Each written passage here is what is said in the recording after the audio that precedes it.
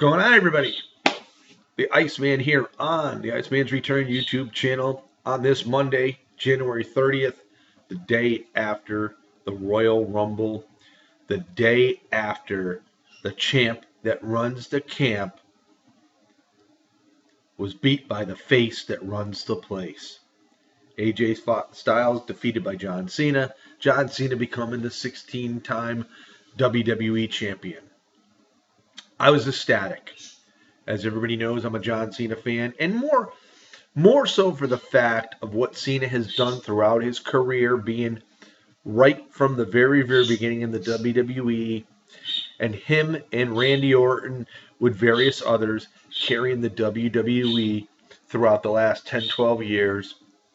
And why not let him tie Ric Flair's record? I think he deserved it. I think it's a record that should be held by a homegrown WWEer. And now John Cena can say he does have that title for the 16th time. And he is one of the top reigning title holders in the WWE. He's a co-title holder for the top reigns.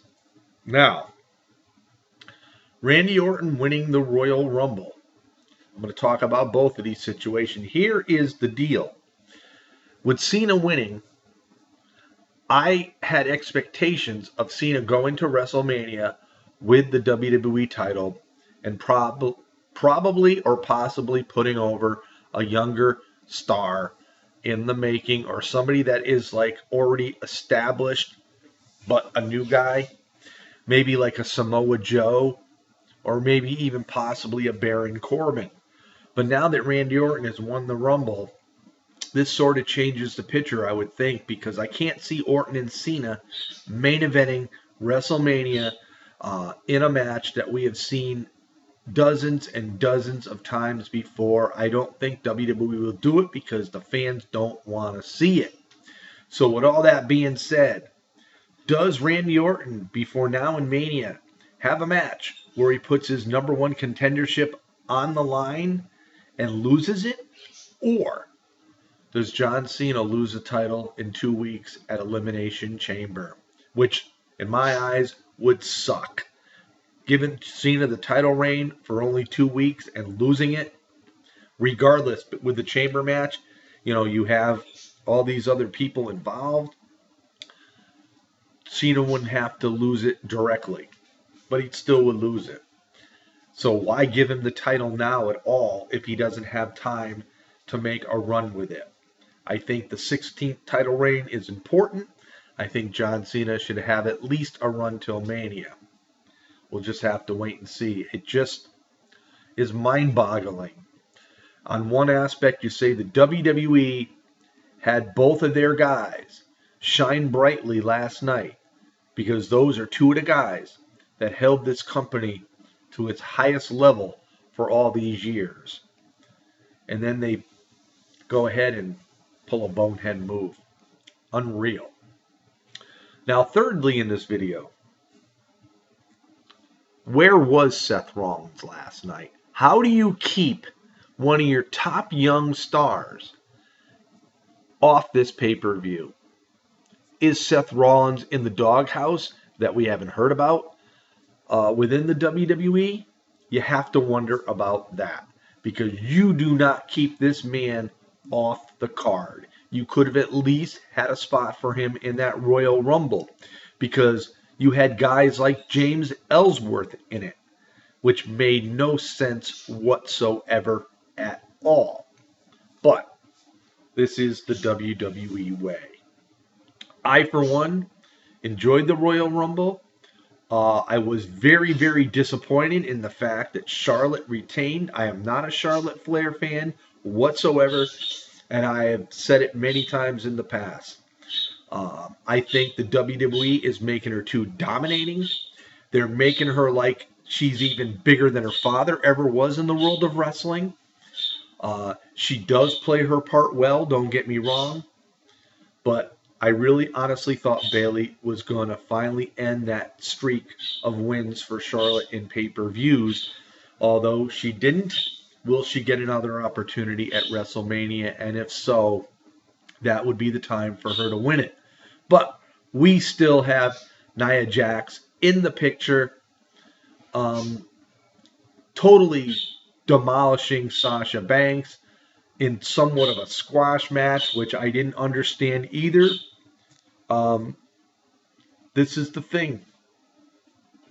It's very difficult to see what the WWE is doing and what their reasons are behind it. But it is what it is, like I always say. I think one of the better matches also of the night was Kevin Owens, Roman Reigns, with Jericho in the cage above the ring. I never thought of Braun Strowman coming in and interfering. I really never did. But once Charlotte won and once Kevin Owens retained, I had no doubt in my mind that John Cena was going to win that title from AJ Styles in a match that no one can really say it was a bad match whatsoever, because Cena and AJ both pulled out some moves out of their pockets we haven't seen them do before, and they really put on a great show. You got to give kudos to both AJ and Cena. Their chemistry in the ring, these two in-ring veterans who have been around for so many years, really showed that they still belong in the company and in the business. Um, the cruiserweight match, Rich Swann, Neville, very, very good match. Very, very, executed very, very well. I sort of knew Neville going in was probably going to win it. They've given him this major push since he's been back, and he made that heel turn. So I sort of saw it coming. But congratulations to Rich Swann as well, because in a losing effort, he put on a great show. He absolutely did. And what about the tag team titles being changed on the pre-show? Anderson and Gallows beating Cesaro and Sheamus. I sort of had a feeling that was going to happen. I have no problem with that. I really don't. Those guys have been champions all around the world. I knew it was a matter of time before they got it in the WWE. So yeah, so that was pretty cool as well. And the Rumble itself, seeing Goldberg go in there and destroying Brock Lesnar the way he did again was mind-boggling. But this does set up a feud for Goldberg and Lesnar for the final time at WrestleMania, where you can bet Brock Lesnar, I would think he would come out and end up defeating Bill Goldberg. We'll have to wait and see. And then we saw Roman Reigns coming out as the 30th man. And the stare down at the end when he took out The Undertaker sets up a feud between Reigns and the Dead Man at WrestleMania as well. But Randy Orton shining, the WWE having those two guys, Orton and Cena, shine probably, and I think it will be for the very, very last time those two guys come up big on a pay-per-view, because I'll guarantee we probably won't see those two guys do it again. They had their time to shine, and this is their last time to shine. And I congratulate the WWE for recognizing all the dedication and hard work that both Orton and Cena has put into the WWE since they've come in the early 2000s. And I think they properly and rightfully so gave them the credit they deserved. And John Cena getting that 16th title win, which I've been waiting for quite some time for him to get. But hopefully it lasts longer than 2 weeks. So, in a nutshell, there you have it. There was no Samoa Joe, there was no Finn Balor, and there was no Seth Rollins. Mind-boggling. We'll find out tonight on Monday Night Raw when he goes face-to-face with Stephanie McMahon, and I think tonight will start the feud between him and Triple H for the road to WrestleMania. There you have it in a nutshell, everybody. I thought it was a very good pay-per-view. It's one of the better Rumbles I've seen in a long time.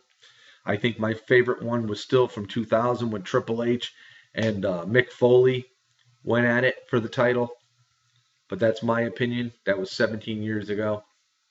But I was very pleased with the outcome. I was ecstatic. I was clapping my hands, going, yeah, when John Cena got that title. I mean, the way it ended, you had to love it. And if you're a Cena hater, so be it. But you had to know it was going to come. So we'll see y'all next time, everybody. This is the Iceman. Peace out. Have yourself a great day.